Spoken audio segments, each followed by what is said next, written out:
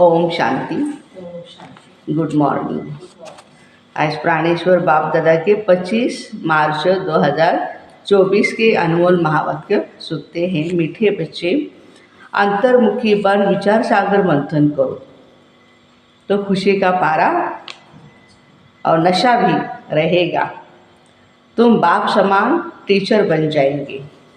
जितना हम विचार सागर मंथन करते रहेंगे उतना खुशी भी रहेगी और नशा भी रहेगा और बाप समान टीचर बन जाएंगे।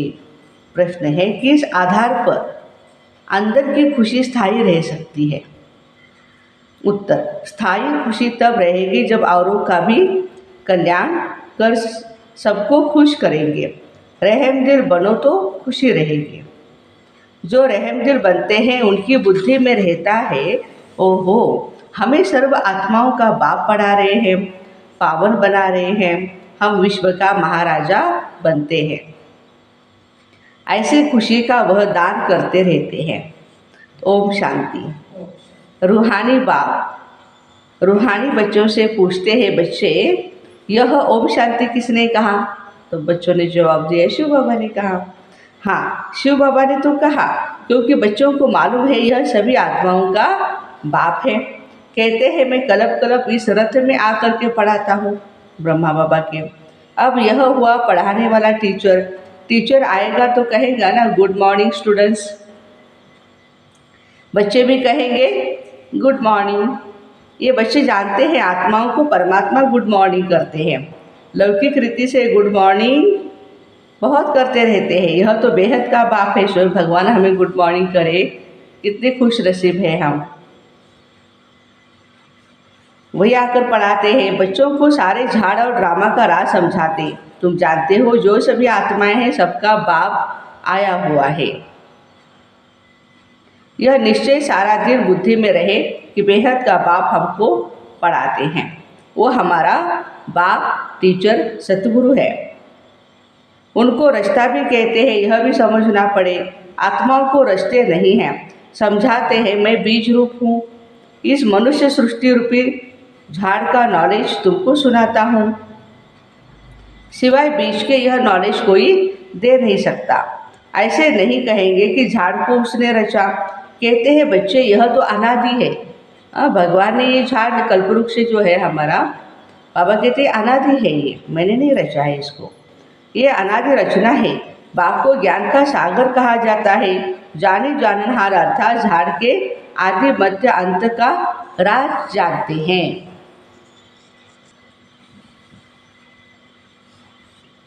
बाप ही मनुष्य सृष्टि का बीज रूप है, ज्ञान का सागर है। उनमें ही सारी नॉलेज है, वही आकर बच्चों को पढ़ाते। सब मनुष्य कहते हैं पीस कैसे हो, पूरे विश्व में शांति कैसे हो। तुम अभी कहेंगे पीस अर्थात शांति का सागर तो एक बाप ही है, वही स्थापन करेंगे। वह शांति सुख और ज्ञान का सागर है। कौन सा ज्ञान? सृष्टि के आदि मध्य और अंत का ज्ञान। वो लोग ज्ञान तो शास्त्रों को समझते हैं, ऐसे तो शास्त्र सुनाने वाले ढेर है। ये बेहद का बाप खुद ही आकर के बच्चों को परिचय देते हैं, सृष्टि के आदि मध्य अंत की नॉलेज देते हैं। ये भी समझते हैं उनके आने से ही, बाबा के आने से ही दुनिया में पीस स्थापन होती है। वहाँ है ही पीस, पीस माना शांति। यहाँ भी थी जरूर पीस चाहिए राम राज्य वाली। राम राज्य कब था ये किसको भी मालूम नहीं। बाबा जानते हैं कितनी ढेर आत्माएं हैं, मैं इन सब का बाप हूँ, ऐसे और कोई नहीं कह सकता है। महात्माएं कितने भी हो, मैं सभी का बाप हूँ, ये कोई नहीं कह सकता है। जो भी सब आत्माएं हैं सब इस समय यहाँ है।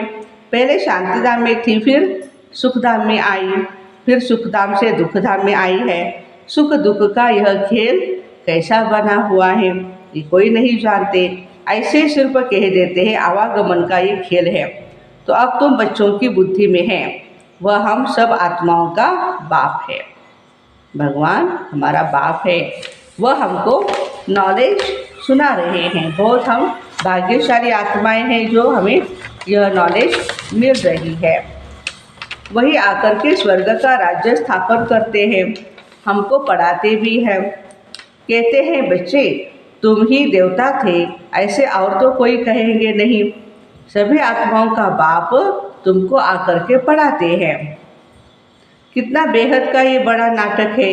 वह लाखों वर्ष कह देते हैं, तुम कहेंगे यह 5000 वर्ष का खेल है। नाटक भी है और खेल भी है। तुम जान गए हो शांति भी 2 प्रकार की होती है। एक है शांति धाम की, परम धाम की शांति, और दूसरा सुख धाम की शांति। 2 प्रकार की शांति है। ये तुम बच्चों की बुद्धि में है। सभी आत्माओं का बाप हमको पढ़ाते हैं। यह तो कोई शास्त्र में भी नहीं, बेहद का बाप है ना। सभी धर्म वाले उनको अल्लाह, गॉडफादर, प्रभु बहुत नामों से पुकारते हैं। उनकी पढ़ाई भी जरूर इतनी ऊंची होगी। यह सारा दिन अंदर में रहना चाहिए। बाबा कहते हैं मैं तुमको नई नई बातें सुनाता रहता हूँ, नए किस्म से भी पढ़ाता रहता हूँ। तुम फिर औरों को पढ़ाते हो, खुद भी पढ़ना है और औरों को भी पढ़ाना है। भक्ति मार्ग में देवियों का भी बहुत मान होता है। वास्तव में यह ब्रह्मा भी बड़ी माँ है हमारी। हाँ, ब्रह्मा बाबा हमारी बड़ी माँ है। इनको माना शिव को सिर्फ पिता ही कहेंगे, माता पिता फिर इनको कहेंगे। इस माता द्वारा बाप तुमको एडॉप्ट करते, ब्रह्मा बाबा के द्वारा हम बच्चों को एडॉप्ट करते हैं। बच्चे बच्चे बच्चे बच्चे कहते रहते हैं। बाबा कहते मैं हर 5000 वर्ष के बाद तुमको ये नॉलेज सुनाता हूँ। यह चक्र भी तुम्हारी बुद्धि में है। तुम एक एक अक्षर नया सुनते हो। ज्ञान मार्ग में बाबा कहते एक एक अक्षर नया सुनते हो। यह चक्र भी तुम्हारी बुद्धि में है। तुम, बाबा कहते ज्ञान का सागर बाप की है। ये रूहानी नॉलेज, जिस्मानी नॉलेज नहीं पढ़ाते हमें, बाबा रूहानी नॉलेज पढ़ाते। रूह बाप ही ज्ञान का सागर है। देखो कितनी बारी बाबा ने रिपीट किया है। परमात्मा ही कौन है? ज्ञान का सागर है। आत्मा कहते हैं बाबा बच्चे भी सब बातें अच्छी रीति बुद्धि में धारण करते हैं। अंतर्मुखी हो ऐसे ऐसे जब विचार सागर मंथन करेंगे तो क्या होगा? 2 बातों का फायदा होगा। एक तो खुशी रहेगी, खुशी बढ़ेगी, और दूसरा बाबा कहते हैं नशा भी रहेगा। बड़ा टीचर है शिव बाबा, बड़ा टीचर है शिव बाबा। वह फिर तुमको भी टीचर बनाते हैं, उनमें भी नंबरवार है। बाबा जानते हैं यह बच्चा बहुत अच्छा पढ़ाते हैं। कोई ना कोई अच्छी मुरली सुनाते तो बाबा को भी खुशी होती है कि ये बच्चा अच्छा मुरली सुना रहा है। सब खुश हो रहे हैं। कहते हैं ऐसे बाबा के पास हमको भी जल्दी ले चलो, जिसने तुमको ऐसा बनाया। बाबा बतलाते हैं मैं इनके बहुत जन्मों के भी अंत के जन्म में प्रवेश कर तुमको पढ़ाता हूँ। ब्रह्मा बाबा के 84वें जन्म के भी अंत में, माना 60 इयर्स के बाद, 60 प्लस में परमात्मा उनके शरीर में आते हैं और उनको नॉलेज सुनाते हैं। कलब कलब हम कितना वारी इस भारत में आए होंगे। तुम यह नई बातें सुनकर वंडर खाते। बेहद का बाप हमको पढ़ाते। उनके ही भक्ति मार्ग में कितने नाम हैं। कोई परमात्मा, राम, प्रभु, अल्लाह कहता है। एक ही टीचर के देखो कितने नाम रख दिए। टीचर का तो एक ही नाम होता है, अनेक होते हैं क्या? इतनी ढेर भाषाएं हैं। तो कोई खुदा कहता, कोई गॉड, क्या क्या कह देते हैं। खुद समझते मैं आया हूँ बच्चों को पढ़ाने के लिए। जब पढ़कर देवता बनेंगे तो विनाश हो जाएगा। अब तो ये पुरानी दुनिया है, उनको नया कौन बनाएगा? बाबा कहते हैं मेरा ही पार्ट है पढ़ाने का। मैं ड्रामा के वश हूँ। वह भी बच्चे जानते हैं भक्ति का कितना विस्तार है। यह भी एक खेल है। आधा कला भक्ति को लगता है। अब फिर बाबा आए हैं हमको पढ़ाने वाला वही है, वही शांति स्थापन करने वाला भी है। जब ये लक्ष्मी नारायण का राज्य था तो शांति थी, यही यहाँ तो है ही अशांति। बाप है एक, आत्माएं कितनी ढेर है, कितना ये वंडरफुल खेल है। बाबा सब आत्माओं का बाप, वही हमको आकर के अच्छी रीति पढ़ाते। तो प्यारे बाबा कहते हैं, मैं भी ड्रामा के वश हूँ। अब फिर बाप आए हैं हमको पढ़ाने के लिए। बाप तो है ही एक और आत्माएं हैं अनेक ढेर। कितना वंडरफुल खेल है। बाबा सब आत्माओं का बाप, वही हमको पढ़ा रहे हैं। कितनी खुशी होनी चाहिए। तुम समझते भी हो गोप गोपियाँ तो हम ही हैं और कहीं जाने की जरूरत नहीं है। हम ही भगवान की गोपियाँ हैं। गोपी वल्लभ भी बाप है। सिर्फ आत्माओं को गोप गोपियाँ नहीं कहेंगे। शरीर है तभी गोप गोपियाँ अथवा भाई बहन कहा जाता है। गोपी वल्लभ शिव बाबा के बच्चे हैं। गोप गोपियाँ अक्षर भी बहुत मीठा है।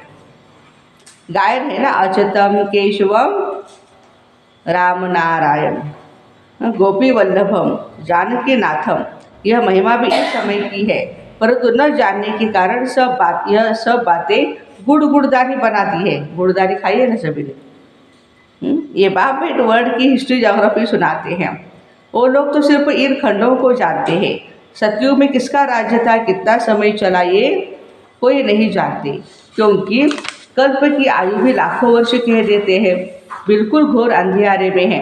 अब बाबा आकर तुमको सृष्टि चक्र की नई नॉलेज देते हैं, जिसको जानने से तुम त्रिनेत्री त्रिकालदर्शी बनते जाते हो। ये पढ़ाई है। बाप खुद कहते हैं, मैं कल्प कल्प कल्प के संगम युग पर आ करके तुमको पुरुषोत्तम बनाता हूँ। नंबरवार तुम ही बनते हो। पढ़ाई से ही मर्तबा मिलता है। मर्तबा कैसे मिलेगा? पढ़ाई से मिलेगा। तुम जानते हो हमको बेहद का बाप पढ़ाते, वो तो कह देते हैं परमात्मा नाम रूप से न्यारा है, ठिक्कर भित्तर में है, सब में है।